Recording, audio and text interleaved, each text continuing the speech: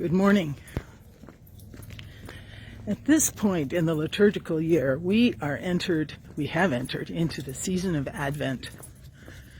And Advent is an amazing opportunity for us. This Advent will be unlike any Advent we've ever experienced before. Advent is the time, the 4 weeks rather, that mark the preparation period for Christmas. So we try during this time to orient ourselves a little bit more toward the celebration. But usually for us, Advent is it goes in a blur, really.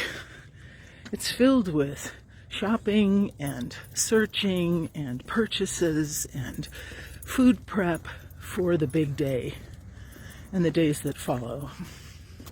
And this year, without having that need for us, because of numbers spiking everywhere, officials are asking us to allow for the empty chairs around our table so that next year they can actually be filled by the people we would otherwise perhaps lose. It's sobering, but it's also the right thing to do. Advent, preparation, a time of, if you look it up, right, the definition in the dictionary is the arrival of a notable person or event. Sort of like the advent of television or the advent of a new year.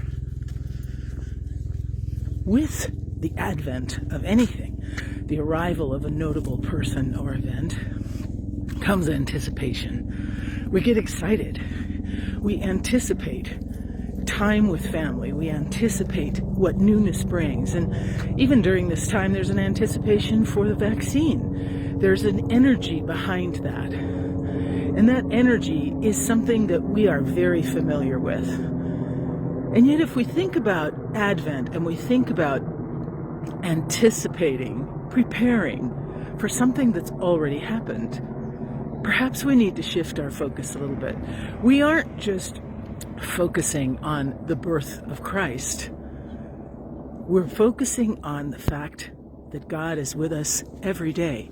In fact, Emmanuel, the name, the word we hear so often during this season, God with us, God with skin on, God present every day of our lives. If we think about the anticipation that we feel for things that have already happened, we can easily make that parallel to our own lives. A second child, a second date, a second chance. We celebrate, we anticipate things that have already happened. So during Advent, we aren't just paying attention to historical facts. We're trying to set the soil of our hearts.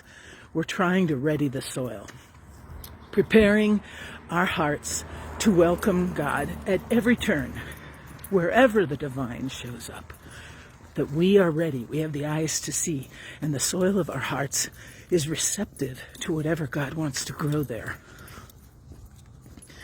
So Advent in 2020 is an opportunity for us to pray more intensely, perhaps. To maybe go for a walk and invite the divine, not just the dog, for a walk. Perhaps it means sitting in front of the lights, the Christmas lights in your home, or going for a drive and looking at the lights and allowing that anticipation, that simple joy, to fill your heart. Taking time to actually spend it with God this Advent is an opportunity we may never have in a similar fashion again.